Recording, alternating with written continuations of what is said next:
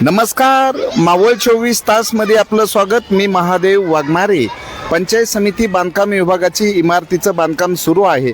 ठेकेदाराकडनं या ठिकाणी कुठली सुरक्षितता घेतलेली नाही आहे. या ठिकाणी जिल्हा परिषद प्राथमिक शाळेचे विद्यार्थी डबा खाण्यासाठी आणि खेळण्यासाठी या परिसरात येत असतात, पण बाजूला मोठ्या आकाराचा खड्डा खोदून ठेवलेला आहे. जर हे लहान बालकं या ठिकाणी खेळत असताना त्यांचा पाय घसरला किंवा या खड्ड्यामध्ये पडले तर याला जबाबदार कोण असणार आहे?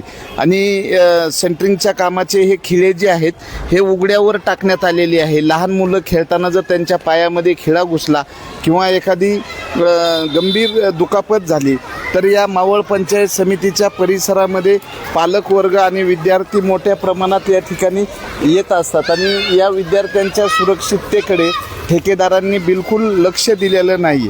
जर या ठिकाणी जर अपघात झाला किंवा एखाद्या विद्यार्थ्याची जीवितहानी झाली तर याला जबाबदार कोण आहे? तर या ठिकाणचा हा खोदलेला जो खड्डा आहे, हा खड्डा जो आहे या ठिकाणी पत्रे मारली पाहिजे किंवा विद्यार्थी त्या ठिकाणी जाणार नाही. इथं खेळता येतं का तुम्हाला? बरं, कुठे खेळता? इकडं खड्डा खोदलेला आहे, खिळे पडलेले आहेत. बरं, हे विद्यार्थी उड्या मारत असताना यांना खेळण्यासाठी सुरक्षित जागाही नाही आहे. तर मावळ पंचायत समितीच्या आवारात चाललेलं हे जे बांधकाम आहे, खाली खिळे पडलेले आहेत आणि हे एका बाजूला क्रशँड, एका बाजूला स्टील टाकलेलं आहे. तर या विद्यार्थ्यांच्या सुरक्षिततेचा विचार करता जे पालक आहेत त्या आणि पालकांकडनं जाणून घेणार आहे. शेवटी लहान मुलं आहेत हे, तर पालक ह्यांना ये जा करण्यासाठी घेऊन येत आहेत.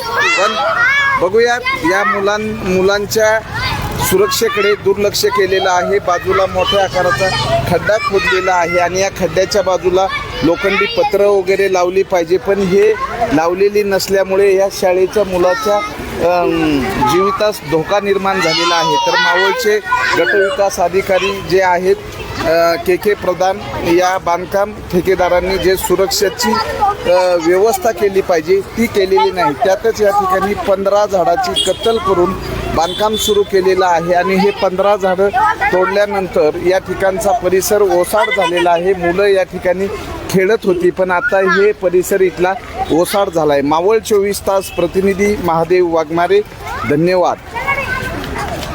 आमच्या शाळेचे नाव आहे जिल्हा परिषद प्राथमिक शाळा.